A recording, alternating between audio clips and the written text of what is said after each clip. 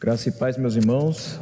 Bem, nessa manhã vamos abrir as nossas Bíblias no texto da primeira epístola de Pedro, capítulo 3, versículos 8 a 12.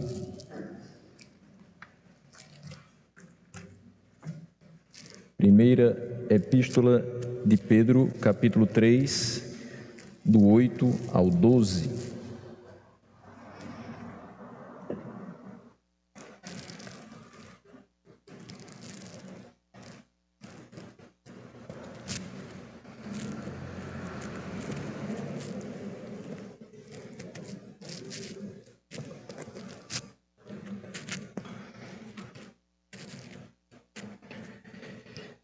Todos já acharam? Vamos fazer a leitura. O texto diz o seguinte: quanto ao mais, tenham todos o mesmo modo de pensar, sejam compassivos, amem-se fraternalmente, sejam misericordiosos e humildes. Não retribuam mal com mal, nem insulto com insulto. Ao contrário, bendigam, pois para isso vocês foram chamados, para receberem bênção por herança. Pois quem quiser amar a vida e ver dias felizes, guarde a sua língua do mal e os seus lábios da falsidade. Afaste-se do mal e faça o bem. Busque a paz com perseverança, porque os olhos do Senhor estão sobre os justos e os seus ouvidos estão atentos à sua oração.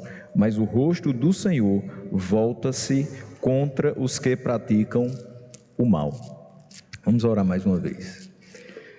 Senhor nosso Deus, nós queremos nesse momento, primeiramente, te agradecer por mais esse domingo que nós estamos aqui reunidos, saudáveis e protegidos pela Tua mão.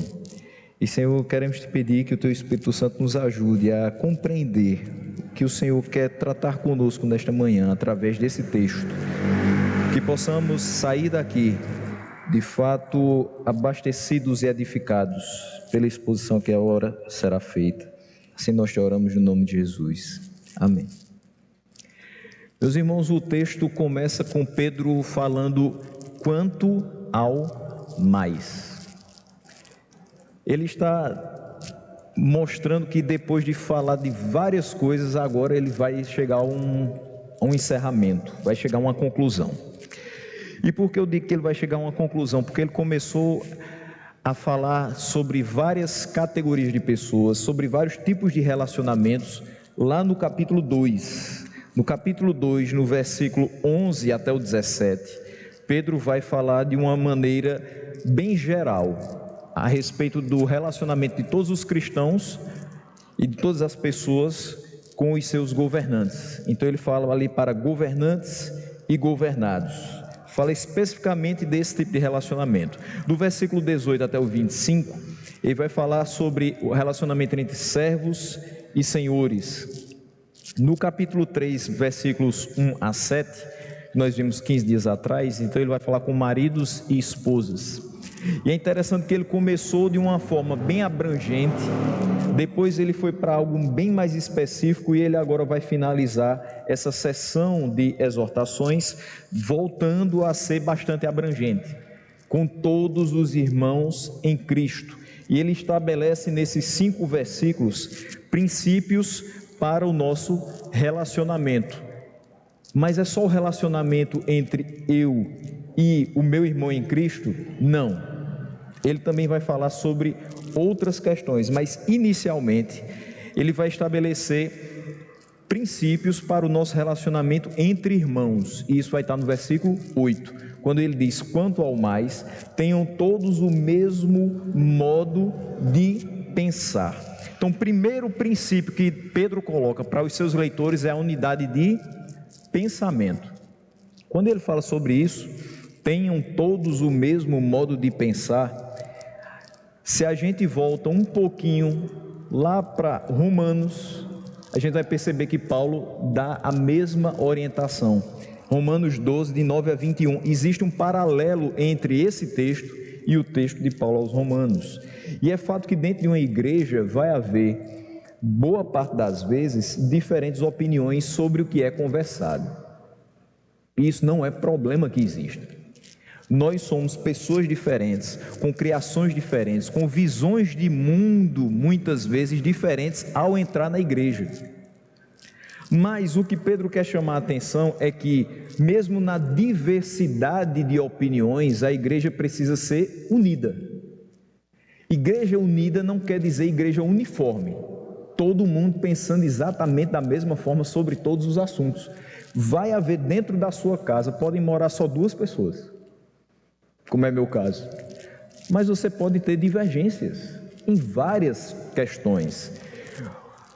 O problema é quando a divergência passa a ser empecilho para que você tenha harmonia. O problema é quando essa divergência passa a ser um empecilho para que haja compreensão, para que haja respeito. Então, dentro da igreja do Senhor, há uma necessidade de haver entendimento, compreensão e respeito, apesar e inclusive com as diferentes opiniões. Só que hoje a gente, traçando aqui um paralelo da época de Pedro para a época de hoje, a gente às vezes se sente um pouco desencorajado a expor a nossa opinião na época que vive, mesmo dentro da igreja. Por quê? Porque se você expuser a sua opinião sobre determinados assuntos, você vai ser massacrado, não é uma palavra tão forte, é exatamente o que acontece, por outras pessoas que pensam diferente de você. A nossa época está sendo assim. Então, se eu digo, por exemplo, nós acabamos de sair de um momento maravilhoso das nossas vidas cristãs, que é a consciência cristã. Aí eu digo assim, eu não sei, eu não me identifiquei muito com a pregação de pastor fulano. Aí você diz, não, mas o pastor fulano para mim é muito bom. Eu toda vez que escuto ele, eu fico já dizendo assim, que ano que vem ele volta novamente para a consciência cristã. Bastou isso para criar uma celeuma. Porque você se identifica mais com a forma de comunicação de determinado palestrante e outra pessoa não. Mas quando eu digo assim, eu me identifiquei mais com a forma dele de pregar ou de expor do que com outra pessoa, não quer dizer que eu não goste da outra pessoa, não quer dizer que eu não escute a outra pessoa, não quer dizer que a outra pessoa também não seja usada por Deus. Mas parece que a gente perdeu essa maturidade. Os nossos tempos últimos, principalmente, esses últimos 10 anos, parece que se você disser assim, eu gosto de maçã, parece que você odeia banana, você odeia uva, você odeia todas as outras frutas, você é frutofóbico. Não existe um meio termo, não existe equilíbrio nas posições. Isso, infelizmente, adentrou a igreja. Então, às vezes eu digo que minha visão sobre determinado assunto, com base em tal texto, é essa. Basta que eu fale isso para que o mundo caia em cima de mim e a gente não perceba que somos o mesmo corpo de Cristo, mas os membros são diferentes. Cada um tem o seu talento, cada um tem o seu dom dado por Deus para um fim único, para um fim comum, que é a adoração a Ele. Todos vêm aqui com o mesmo propósito, assim deve ser, mas cada um vai fazer com que toda essa engrenagem caminhe, funcione, mas cada um à sua maneira. Então, eu posso não ter o dom dado por Deus de vir aqui e louvá-lo com cânticos. Eu posso não ter o dom dado por Deus de vir aqui e organizar um determinado evento da igreja, mas Deus me dotou com a forma de exposição. Eu posso não ser um expositor, eu posso não ser uma pessoa que canta louvores ao Senhor, mas eu posso ser uma pessoa que exerce misericórdia. Então, variados são os dons, mas é interessante que todos eles sejam usados para a glória de Deus. Então, quando ele fala, tenham todos o mesmo modo de pensar, é que todos pensem que na diversidade nós podemos estar unidos em prol da glória do Senhor. O mesmo pensamento, o mesmo objetivo, a mesma motivação de espírito quando estivermos juntos. A unidade, de fato, da igreja não garante que ela vai ser uniforme em todos os aspectos, mas há a necessidade que haja cooperação entre os membros em tudo o que for proposto para a vida da igreja. Sabe uma coisa que às vezes acaba desestimulando as pessoas que vêm para a igreja? É dizer assim, vai ter determinada programação. Essa programação eu não vou porque eu não gosto dela. Mas vai ser bom, vai ter uma palavra, vai ter isso, a gente vai estar junto. Só em a gente estar junto já é bom. Não, mas esse tipo de programação eu não gosto. Aí é interessante porque você quer as bênçãos de Deus. Você quer que Deus fale com você. Você quer que Deus ajuste toda a desestrutura que você mesmo fez com sua vida, a vida que Ele lhe deu. Mas você quer selecionar os momentos em que Deus vai fazer isso. Então você diz, Deus, eu quero que o Senhor fale comigo, mas naquele tipo de programação não. Deus, eu quero que o Senhor abençoe minha vida, mas naquele momento eu vou estar em casa, porque eu não acredito naquele tipo de coisa. Deus, eu quero que o Senhor conserte minha vida, que o Senhor faça com que as pessoas que estão na minha casa, que não te servem, possam ser trazidas para o Evangelho. Mas sendo seletivo com relação à programação que a igreja faz, com aquilo que se propõe na vida cristã, você não vai estar ajudando quem de fato não quer nada com Deus. Pelo contrário, quanto mais você mostra que tem coisas que você não gosta, aquela pessoa vai dizer, está vendo, é por isso que eu não vou. Ela mesma disse que não gosta. Ao contrário, você dizendo assim, eu vou, pode não ser o meu perfil, pode não ser muito próximo da minha personalidade, mas eu vou. Por quê? Porque é a vida da igreja, é minha vida cristã, eu vou ser alimentado, eu vou ser edificado, eu vou estar junto com os irmãos. Isso vai promover comunhão. Mesmo que eu seja mais reservado, ou mesmo que eu seja mais extrovertido, enfim, a programação pode não ser a minha cara, mas é uma programação para edificação. Então eu vou. Aí a pessoa vai dizer, o negócio deve ser bom mesmo, porque não tem nada a ver com ela, mas ela vai.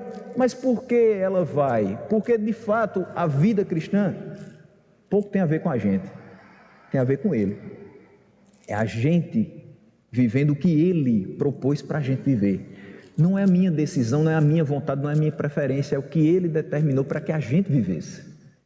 E muitas vezes você vai ter que se desvencilhar das suas preferências, dos seus gostos, da forma como você faria e se adaptar. Se eu fosse fazer, seria diferente, mas tem nada não. Irmão fulano fez, vai ser bom, é para a glória de Deus, vamos ajudar. Tenham todos o mesmo modo de pensar. É isso que é interessante a gente ver dentro da igreja. E o Warren Wiersbe vai falar o seguinte sobre esse versículo, essa parte específica. Os cristãos podem discordar quanto à forma de certas coisas, mas eles não devem discordar quanto ao conteúdo e à motivação. Qual a sua motivação em vir para a igreja? É rever seus amigos? Qual a sua motivação em vir para o culto de oração? É só pedir oração para você ou é interceder pelos demais? Qual é a sua motivação? Eu posso discordar até da forma como algumas coisas são feitas, mas o conteúdo é Bíblia. O conteúdo de todas as nossas reuniões é Bíblia. E a motivação é uma só, é a glória de Deus. Se nós concordarmos nisso, se nossos cultos forem bíblicos e a nossa motivação ao subir à casa do Senhor for a glória de Deus, tudo vai caminhar perfeitamente. E Kistemaker também vai falar a respeito disso, captando muito bem o entendimento desse texto, dizendo assim: tendo em vista a variedade de dons e talentos que Deus deu ao seu povo, existem diferenças de opiniões. Pedro, porém, quer que os cristãos sejam governados pela mente de Cristo, de modo que as diferenças não dividam, mas enriqueçam a igreja. Então a gente cresce quando tem uma pessoa que é diferente de nós, mas é complementar. A diferença do irmão não nos separa, mas nos une. Eu não tenho o que ele tem. Então, eu trabalhando junto com ele, ele me complementa e tudo vai ser feito para que Deus seja honrado e glorificado através do nosso trabalho. E outra questão que ele vai dizer aqui é: sejam compassivos. É o segundo princípio que Pedro vai nos colocar, é o princípio da compaixão. E o que é compaixão? Não só na visão de Pedro, mas na visão bíblica. É você se importar com o que o outro está sentindo. Também relacionando com o tempo que a gente vive, o volume de informações e de coisas que vão acontecendo vai fazendo com que a gente se torne cada dia menos sensível à dor do outro. A gente pensou que 2 anos depois do início de uma pandemia, a gente hoje ia estar saindo dela, feliz da vida, todo mundo sem máscara, andando pela rua bem à vontade, continuando ou retomando as atividades que fazia lá em 2019 ou no comecinho de 2020. Ia estar tudo um céu azul mais limpo possível. Aí vem uma guerra. A Rússia achou por bem invadir a Ucrânia. Pá! Já não bastava o que a gente estava passando. E aí agora todas as nações do mundo começam a se voltar e dizer, apoia um lado, apoia outro, sanções, punições, cerco financeiro, não faz isso mais com eles não são mais nossos parceiros comerciais. O mundo agora respira Ucrânia e Rússia. O mundo esqueceu que tem Covid. Finalmente. Mas não pelo motivo mais agradável. A gente já não aguentava mais ver os números de mortos, de infectados, de curados, de vacinados, mas agora a gente está vendo o número de mortos, de invadidos, de depredados. Parece que o mundo não entendeu, a gente precisa de um descanso. A gente precisa parar e ver, espera aí, nesse caos todinho existe um Deus que reina e tem o controle de todas as coisas. Se dobre diante dele para que a sua vida possa funcionar. As pessoas não estão percebendo isso. Vem Covid, se desespera de um jeito que não tem mais volta. Parece que vai tudo se acabar. Peguei Covid, vou morrer, já sei. Nós estamos aqui. Dia 22 de março desse ano, 2 anos exatos que as igrejas foram fechadas pela primeira vez. E que a gente fez a primeira transmissão de culto. A gente se lembra desse dia perfeitamente, parece que foi ontem. E a gente se lembra qual foi o sentimento que a gente teve ao entrar a primeira vez nessa igreja totalmente vazia. E dos dias que a gente ficou aqui, fazendo uma transmissão, sem saber quem estava do outro lado. Sem saber quantas pessoas viriam a assistir. Sem saber se as pessoas estavam bem. Sem saber se aquilo dali estava motivando elas a crer mais em Deus e dizer, se Deus tem o controle, isso vai passar, ou se elas estavam se desesperando e dizendo, meu Deus do céu, esse vírus é maior do que o que a gente pensava. Conclusão que a gente pode tirar depois de 2 anos disso, praticamente 2 anos, Deus continua sendo muito maior do que todas as coisas. Nosso Deus é maior que a Covid e vai ser maior do que essa guerra e vai ser maior do que qualquer coisa que surja para tirar o nosso foco dele. Mas a gente precisa ter compaixão das pessoas. Não é olhar aquele vídeo, e são vídeos que são extremamente tocantes. Um soldado russo sendo alimentado por ucranianos. Fazem uma ligação de vídeo com a mãe dele, ele começa a chorar copiosamente. É um pai ucraniano se despedindo da filha que está indo no vagão de trem. Ela tem 5 anos de idade e ele não sabe se vai vê-la novamente. Mas tem gente que passa os vídeos como quem está passando assim. É só mais um vídeo do Reels. É só mais um story. É só mais uma publicação. Não pode ser. Eu sei que passa 1 milhão de coisas na frente da sua tela. Seus olhos contemplam uma infinidade de informações durante todos os dias. Se você passar 1 hora do seu dia numa rede social, você vai ver coisas que você nem imaginava. Mas seu coração não pode parar de sentir compaixão por essas pessoas. Isso não pode se tornar corriqueiro, normal, porque não é. Gente matando gente não é normal. Gente não fazendo pouco caso da dor do outro não é normal. Nós não fomos chamados para isso. Ah, mas eu não tenho dinheiro para ir na Ucrânia para ajudar o pessoal. O que é que eu posso fazer? Está muito longe de mim. Tá não. A distância que você está daqueles que estão sofrendo é a distância de uma oração. Essa é a distância. Porque Deus, a quem você vai dirigir a sua oração, está em todo lugar. Você não só faz as coisas dando dinheiro. Você não só faz as coisas indo até lá. Você faz muito orando por eles. Principalmente orando para que russos e ucranianos cheguem a um acordo de paz. A gente precisa disso. E a gente precisa ser compassivo. A gente precisa ter compaixão, se colocar no lugar do outro, também no contexto de igreja. Não é só quando as coisas enormes acontecem. Eu vou ter compaixão porque está tendo uma guerra. E aqui dentro? com o que está enfermo, com o que está em dificuldade financeira, com o que está tendo conflitos dentro de casa, eu preciso ter compaixão também. A compaixão a que nós somos chamados a ter não é só aquela das grandes catástrofes que a gente olha e diz assim: meu Deus do céu, tem misericórdia deles. É com os grandes problemas internos, as grandes crises que nós travamos todos os dias dentro de casa e dentro de nós mesmos. É compreender, meus irmãos, que se um membro sofre, todos sofrem com ele, mas se um é honrado, todos com ele vão se alegrar. É o que diz Paulo em 1 Coríntios 12, 26.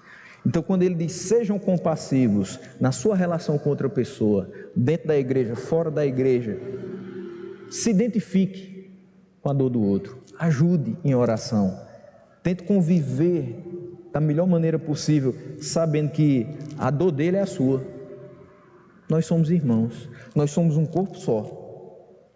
Você não imagina o que pode acontecer dentro do seio de uma igreja se uma pessoa se desvia. Você não sabe o dano que isso causa.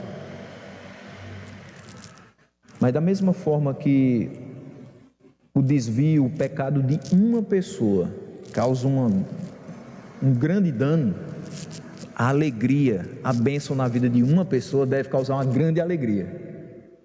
E a gente deve focar nisso, nas coisas boas que estão acontecendo.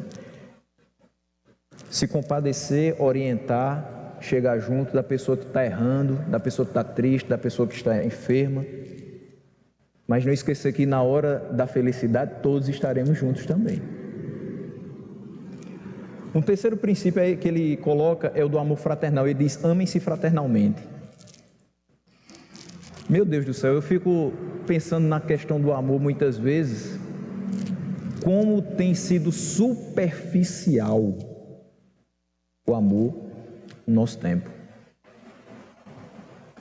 Eu nem vou entrar no mérito da relação que às vezes eu vejo de jovens, vou até trazer um pouquinho mais cedo, de adolescentes, que se conhecem e com 15 dias depois, eu te amo para lá, eu te amo para cá. Mas isso a gente sabe que é uma questão de imaturidade, ainda não experimentaram muito da vida e acham que é tudo muito lindo e maravilhoso. E a relação a dois é muito linda e maravilhosa, quando tem um terceiro elo junto com eles. Nossas relações só estão durando porque elas são a três, Deus como centro. Se não for assim, a gente sabe para onde a coisa vai descambar. Mas a nossa relação com os nossos irmãos, ela precisa ter um amor que também não é esse amor adolescente, é um amor que sabe que aquela pessoa vai errar, que aquela pessoa provavelmente em algum momento da sua vida vai lhe decepcionar, vai tomar atitudes, vai falar coisas que você vai dizer: meu Deus, por que ela fez isso? Nem parece aquela pessoa que eu amo tanto, que eu gosto tanto de ficar junto com ela. Mas não se engane, você também vai fazer isso, eu também vou fazer isso. Eu não sei, o que eu falo aqui, que eu falo em qualquer momento, pode cair no coração de alguém de uma maneira maravilhosa. Ela vai dizer como isso me animou. E também pode pegar outra pessoa em outro momento de vida, com outras motivações, com outro espírito, e ela vai dizer: hoje me machucou. A mesma palavra, a mesma coisa, o mesmo tom de voz, o mesmo olhar, pode ter efeitos diferentes. Mas quando ele diz amem-se fraternalmente, fraternal é um amor entre irmãos. Então o amor que nós devemos ter entre os irmãos em Cristo é o mesmo que nós temos entre os irmãos de sangue. Você nasce dentro de uma família, e dentro daquela família você pode ter as maiores brigas, as maiores desavenças.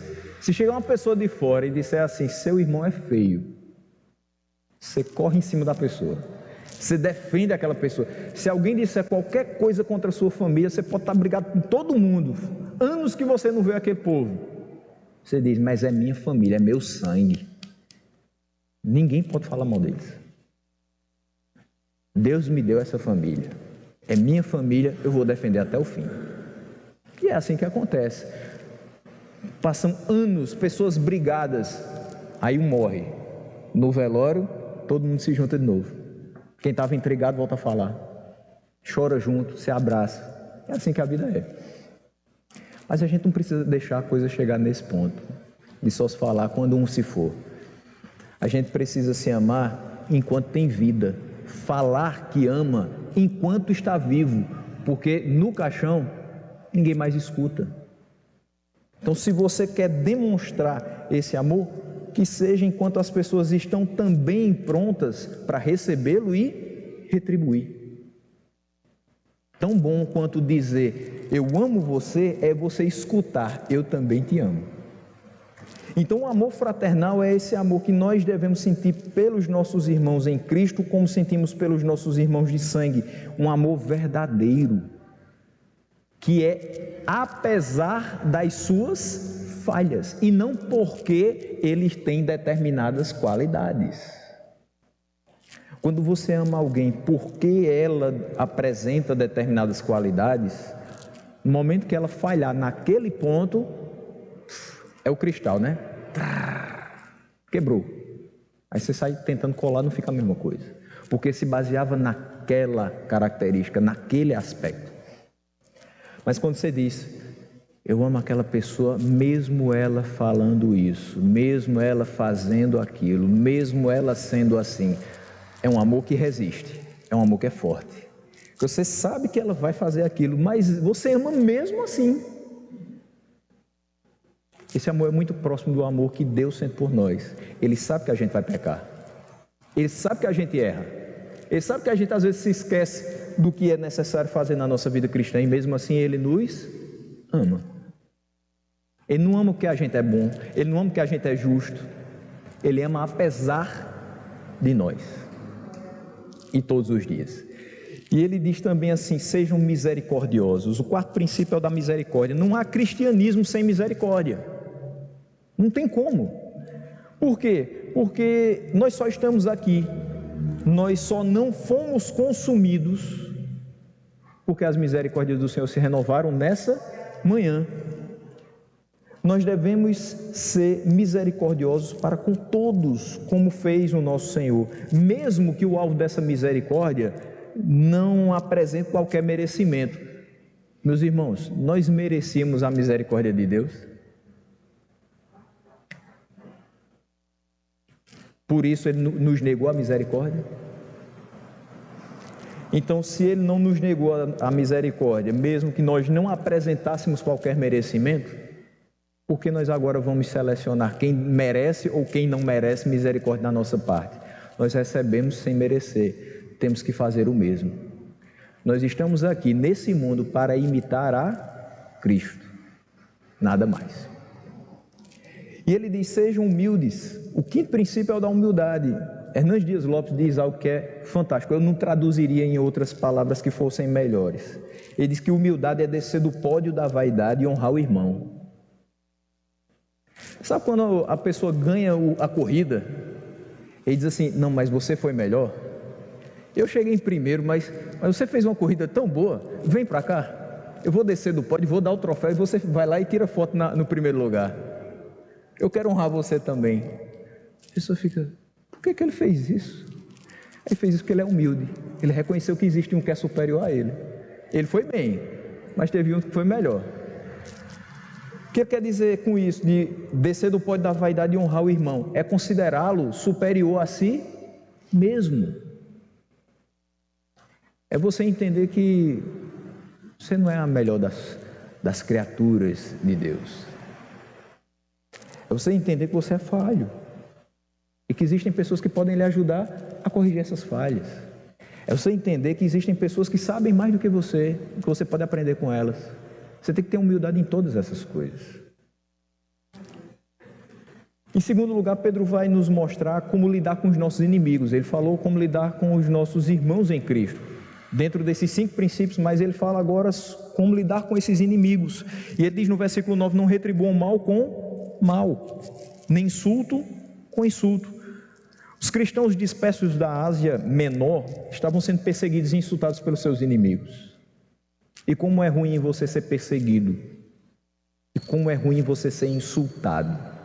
Você escutar coisas que seu coração não tolera, que fica ferido. Mas em vez de se igualar a eles e retribuir o mal com o mal, a perseguição com perseguição, o insulto com insulto, os cristãos deveriam pagar o mal com o bem.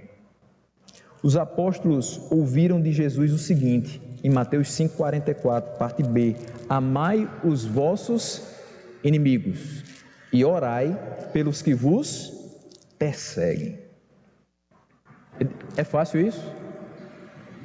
Não é. Não é. Principalmente quando esse inimigo, mesmo sabendo que você não está retribuindo o mal com o mal, mas sim com o bem, mas ele continua a provocar o mal na sua vida. Quando ele é insistente, quando ele é contumaz no seu pecado, isso vai trazendo cada vez mais tristeza e dor ao seu coração.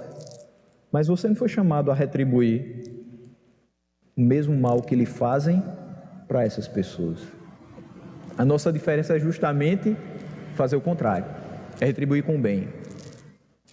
Alguém pode dizer assim, mas isso não seria mostrar uma frouxidão, ou seria mostrar uma fraqueza excessiva, não seria dar a eles os louros da vitória sobre você? Eu persegui, ele ficou lá quieto, ele não conseguiu se levantar, ele não teve nada para dizer.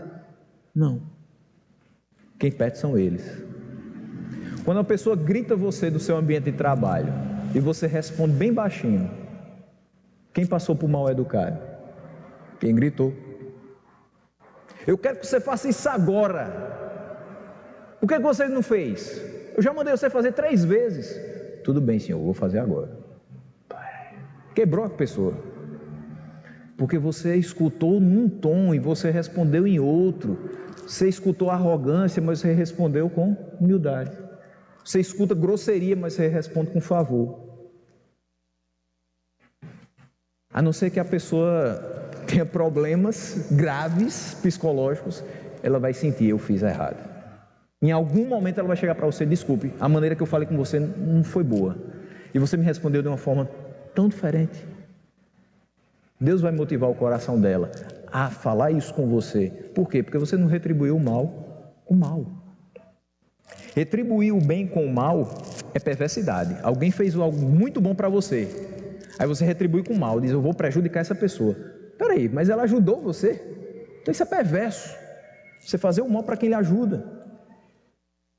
Retribuir o bem com o bem ou o mal com o mal é justiça. Alguém matou, vai ser preso, justiça. Alguém ajudou, vai ser louvado, justiça. Mas retribuir o mal com o bem é graça. Nós pecamos, Ele nos deu a vida eterna, isso é o quê? Isso é graça. E Ele diz ao contrário, não retribuam mal com mal, não retribuam insulto com insulto, ao contrário, bendigam. Para isso vocês foram chamados para receberem bênção por herança. Então, seguindo o que foi dito no Sermão do Monte, em vez do insulto, do mal, nós devemos orar. Quando ele diz, ao contrário, bendigam, ao contrário, orem. Orem por essas pessoas. Eu trabalho há tanto tempo e um colega meu do mesmo setor só vive me perseguindo. O que eu vou fazer com essa pessoa? Como é que eu mostro para ela que ela está errada? Logicamente você não vai conseguir, porque ela não está agindo racionalmente. Quem só faz o mal para outra pessoa, ela não está agindo racionalmente, ela está sendo um instrumento de Satanás mesmo, se ela só produz o mal. Mas eu posso orar por ela, eu posso pedir que Deus mostre a ela que ela está errada, que quebre o coração dela, que mostre a ela que não é esse o caminho a ser seguido, que isso não é benéfico nem para ela, nem para qualquer outra pessoa que está à sua volta. Então, ore, seguindo o que foi dito nesse sermão, ore pelos seus inimigos, Isso não é fácil, mas Deus nos dá exemplo. Nós devemos imitar Ele, e aí, por sua graça comum, Ele faz nascer o sol na mesma terra dos indignos que nasce na nossa terra. Se Ele faz isso, nós precisamos imitá-lo e fazer também. Pode parecer injusto você sofrer nas mãos dos seus inimigos e pelo fato de você ser seguidor de Cristo não poder revidar de maneira alguma. Só que Pedro chama a atenção para a recompensa dessa nossa atitude para com eles. A nossa paciência, a nossa oração por quem nos persegue vão ser honradas por Deus, que vai derramar as suas bênçãos sobre nós. No final do versículo 9 diz: para isso vocês foram chamados, para receberem bênção por herança. Vai doer, vai ter hora que o sentimento de injustiça vai bater muito forte. Respire fundo, pense no exemplo de Cristo, e aí depois você vai dizer: valeu a pena, porque eu sei que a bênção do Senhor está sobre minha vida. Se eu me desviar e fizer o mal com quem me fez o mal, eu sei que Ele não vai me favorecer, porque não é ao injusto que Ele favorece, é ao justo que Ele derrama a sua bênção. No terceiro lugar, Pedro vai falar sobre a nossa postura diante da vida, no versículo 10 e versículo 11, que ele diz o seguinte: pois quem quiser amar a vida e ver dias felizes, guarde a sua língua do mal e os seus lábios da falsidade. Afaste-se do mal e faça o bem, busque a paz com perseverança. Então, no versículo 10, versículo 11, você vai ter aqui motivos para obedecer à exortação do versículo 9. Diante do que nos acontece, das perseguições, dos insultos, a nossa atitude, sendo conforme a orientação de Deus, vai nos garantir dias felizes, vai nos garantir que a gente encare a vida de uma maneira agradável e gratificante. Você servir a Deus e perceber que as coisas começam a dar certo na sua vida, isso é gratificante. Tem um percalço ali, outro acolá, mas as coisas estão caminhando. Tem um problema aqui, uma doença aqui, mas eu estou caminhando. Eu dou uma tropeçada ali, ele vem, faz o curativo e eu continuo caminhando. A vida cristã não foi dito para a gente que seria extremamente fácil, mas nas dificuldades a gente sabe com quem conta. A gente conta com aquele que tem todo o poder, e a gente não pode perder isso de vista. Então, fazendo o que Ele nos ordena fazer, nós temos a garantia de que os nossos dias vão ser totalmente diferentes do que guiados pela nossa própria mente. Comece a viver do seu jeito. Sabe o que vai acontecer? Você vai bater com a cabeça na parede inúmeras vezes. Por quê? Porque do seu jeito não funciona e não chega ao final. Se eu faço um plano pelo meu coração, pela minha mente, do meu jeito, projetado do jeito que eu quero, muito provavelmente nada do que eu pensei vai acontecer. E sabe por quê? Porque as coisas só acontecem com a permissão e a determinação de Deus. E se eu não penso pela mente dele, pela palavra dele, com a permissão dele, pedindo orientação a ele, nada do que eu penso vai ser feito para a glória dele. Então ele não deixa que isso aconteça. Eu preciso me conformar à vontade dele. Então por isso que Pedro mostra isso para a gente. Olha, quem quiser amar a vida, quem quiser sentir que a sua vida faz sentido, quem quiser perceber que a sua vida vale a pena e ter dias felizes, faça essas 4 coisas. A primeira delas, guarde a sua língua do mal. Não só palavras, mas também os atos de um cristão devem evitar até mesmo a aparência do mal. Está lá em 1 Tessalonicenses 5, 22. Mas eu não disse com essa intenção, mas eu fiz para ajudar. Mas se a intenção não correspondeu à realidade, se você não ajudou, mas atrapalhou, então deu errado. Fuja da aparência do mal. Nós precisamos clamar como o salmista: põe guarda, Senhor, a minha boca, vigia a porta dos meus lábios. Guarde a sua língua do mal e você vai ter dias felizes. Segunda questão que ele mostra: guarde os seus lábios da falsidade. Não fale bem de alguém na frente e depois detone nas costas. Não faça isso. Eu não vou nem colocar que isso não é coisa de crente, isso não é coisa de gente. Eu não espero isso de um crente, e do ímpio também não, porque isso é baixo demais. É você dizer para a pessoa: olha, você está fazendo um trabalho maravilhoso, as coisas têm crescido depois que você chegou aqui. Por trás você diz: ele só quer se mostrar, e não faz nada que preste.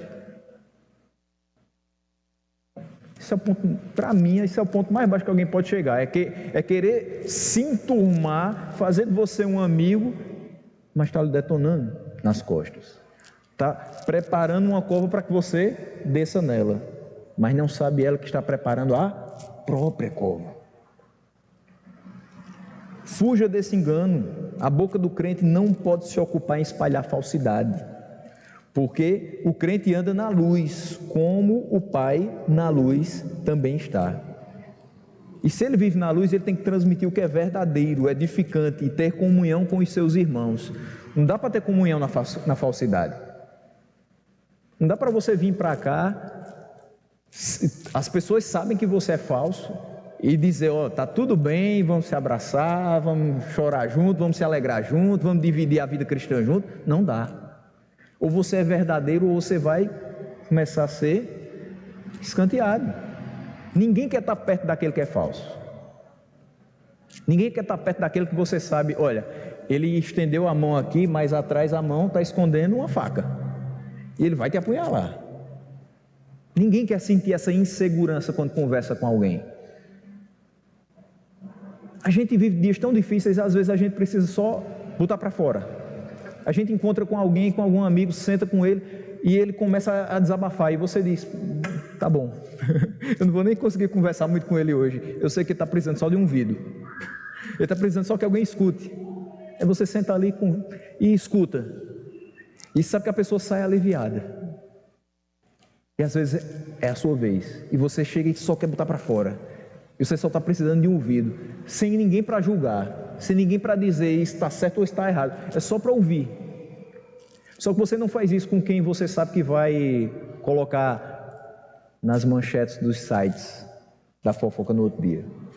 Você não faz isso com aquela pessoa que você sabe que está olhando para você, mas na cabeça dela está passando 1001 julgamentos. Você diz assim: olha, eu estou tendo várias dificuldades, eu preciso de orientação na palavra de Deus, eu preciso que alguém me ajude, eu preciso que alguém me explique o que é que isso aqui significa. E a outra pessoa dizendo assim: isso não é crente não. Está entendendo que isso não é o tipo de coisa que a gente deva fazer? A gente precisa se auxiliar. A vida cristã é de fato difícil, é por isso que nós vivemos em comunidade, porque um auxilia o outro. Um tropeça, o outro puxa a mão e diz assim: levante, vamos lá. Está conseguindo caminhar não? Bota você nos ombros e a gente vai. Mas a gente tem que chegar ao final do caminho. E Deus tem nos dado todos os subsídios para que a gente chegue no final, mas juntos. Terceira coisa: afaste-se do mal e faça o bem. Calvino diz: nós não podemos ser felizes a não ser que Deus nos faça prósperos nos nossos caminhos. E é o bom e benevolente, e não o cruel e o desumano, que Ele vai favorecer. Eu sempre, quando trabalho um texto que eu vejo a diferença do ímpio e a diferença do justo, eu me lembro de Asaf, Salmo 73. Ele fica vendo o ímpio vencer, prosperar. E aí Lloyd Jones tem aquele livro fantástico: Por que prospera o ímpio no seu caminho? Por que prospera o ímpio? Na realidade é uma prosperidade falsa, porque lá no fim eu vi que vai acontecer algo muito ruim com eles. Deus não está abençoando a vida deles, Deus não está sendo favorável, porque Ele é cruel e desumano. Ele conseguiu chegar em determinado patamar, mas passando por cima das pessoas, usando pessoas como escada. Deus não vai favorecer esse tipo de pessoa. Pelo contrário, é o bom e benevolente que Ele vai favorecer. Então afaste-se do mal e faça o bem. Mas não faça o bem como o espírita faz o bem, para pensar que eu fazendo o bem minha alma vai ser evoluída. Não. Não faça o bem como alguns fazem, dizendo: eu vou fazer o bem para que depois as pessoas possam ver o quanto eu sou bom. Eu vou fazer o bem para ser salvo. Não, você faz o bem porque você já foi salvo. Você faz o bem porque você está andando em boas obras que foram preparadas de antemão para que você andasse nelas. Fazer o bem não é nada mais do que a nossa essência. Porque a nossa essência agora é uma essência de Cristo. Não é mais o velho homem. O velho homem fazia o mal, mas agora eu tenho que me afastar do mal e praticar o bem. E busque a paz com perseverança. A palavra de Deus nos exorta repetidamente a viver em paz com todos. Então busque a paz com perseverança. Não é, eu já conversei com aquela pessoa, eu acho que ficou tudo bem. Não, se certifique de que está tudo bem. Não deixe ela em paz até que você realmente entenda: nós agora estamos em paz, zerou o assunto. Porque se ela continuar o assunto agora, você diz: eu estou em paz. Eu falei tudo que tinha para falar. Eu perdoei o que tinha para perdoar. Eu pedi o perdão que tinha que pedir. Para mim está zerado. Se ela continuar, eu fiz o que eu tinha que fazer. É aquela ideia assim: gaste todos os cartuchos que você tem para resolver a situação. E quando você terminar todos os seus cartuchos, ainda peça emprestado a Deus.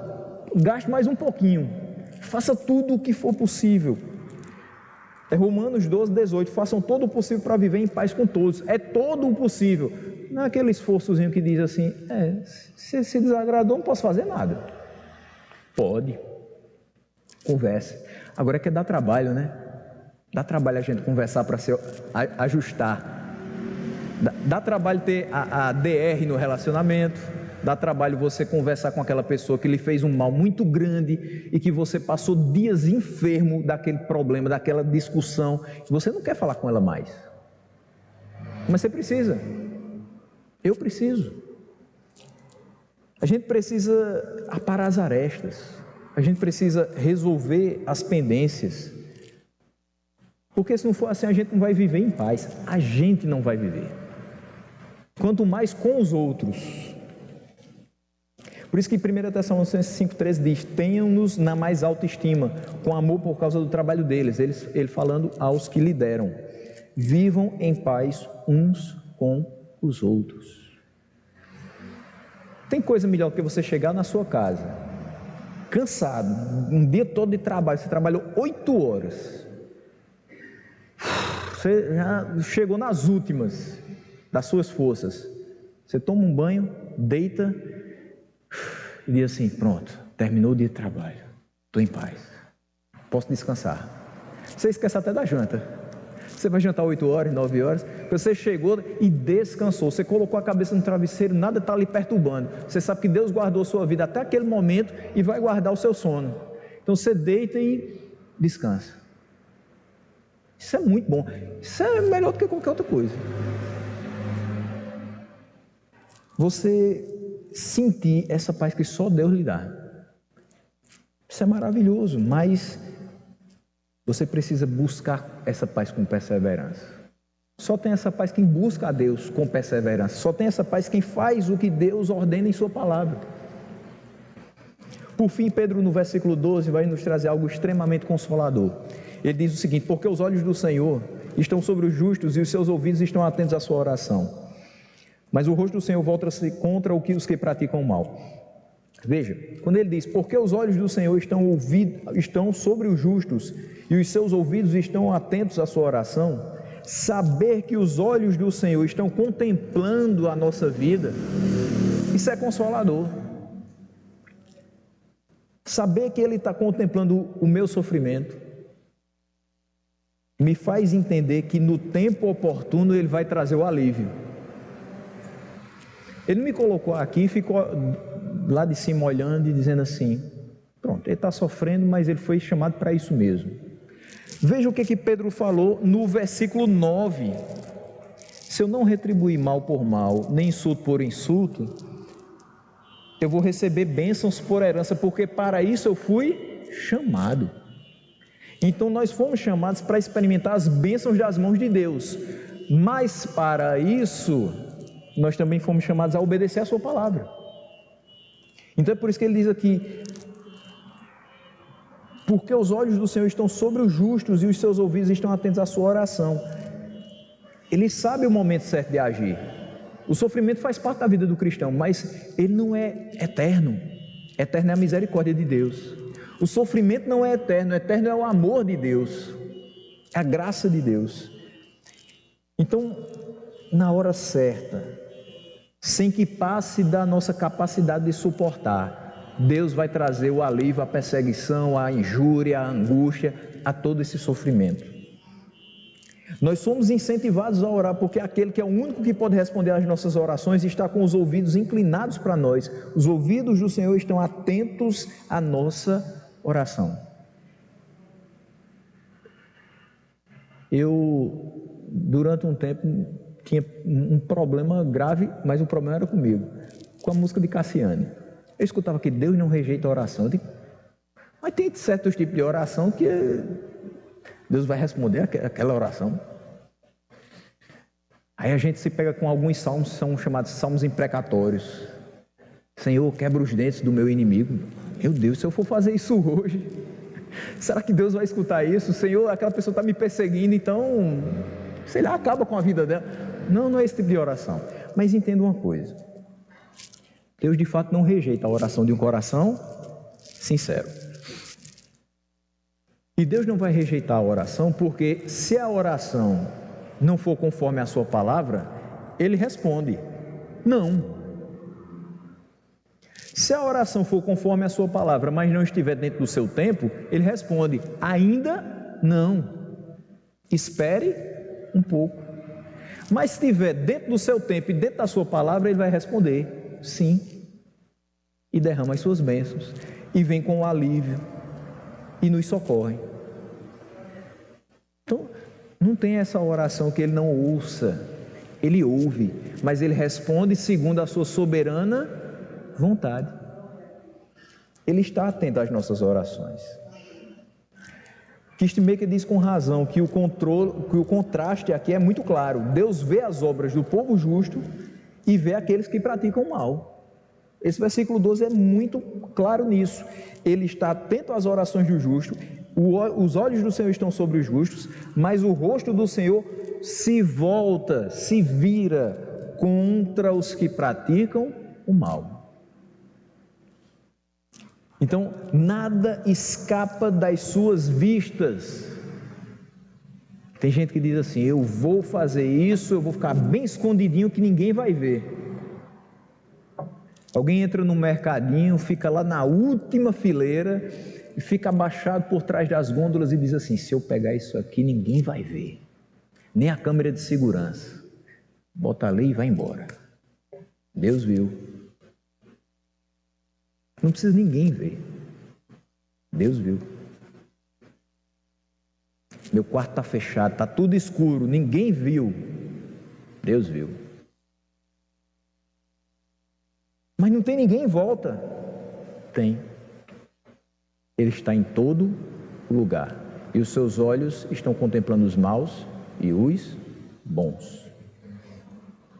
Ele não deixa nada escapar. E não pense que Deus não se importa. Às vezes o sofrimento ele se estende por um determinado tempo que a gente, enquanto ser limitado, diz assim, Senhor, está demorando demais. Ele se importa. Ele sabe que aquele ímpio, uma hora vai receber a sua paga das obras que está realizando. Aqueles que se deleitam em fazer o mal, não têm em Deus um amigo, mas um adversário. Então, meus irmãos, dentro do que foi exposto nesse trecho das Sagradas Escrituras, pratiquemos o que Pedro nos exorta. Primeiramente, tenhamos o mesmo modo de pensar, sejamos mais coesos no nosso pensamento quanto à nossa vida cristã, quanto à nossa vida em comunidade. Sejamos compassivos, nos importemos com a dor do outro. Amemos fraternalmente, que de fato a gente seja irmão. Pode não ser da família de sangue, mas é da família de Cristo. O amor tem que ser o mesmo. Sejamos misericordiosos, porque assim Ele nos ensinou quando sobre nós Ele concedeu a sua misericórdia. Sejamos humildes, sempre precisamos do outro, sempre precisamos aprender com o outro, crescer com o outro. Não somos superiores a ninguém, mas tenhamos sempre o outro superior a nós mesmos. Não retribuamos o mal com o mal, pelo contrário, sempre o bem vence o mal. Oremos pelos nossos inimigos, amemos a eles, por mais difícil que isso seja, mas o Senhor nos capacitará. Afastemo-nos do mal e façamos o bem, buscando a paz com perseverança, com todas as nossas forças, sabendo que os olhos do Senhor estão sobre nós, que Ele está escutando as nossas orações e que, dependendo sempre da sua proteção, dependendo sempre da sua soberana vontade, nós vamos desfrutar da verdadeira felicidade, a que somente Ele pode proporcionar. Que Deus nos abençoe nessa manhã e todos os dias da nossa vida.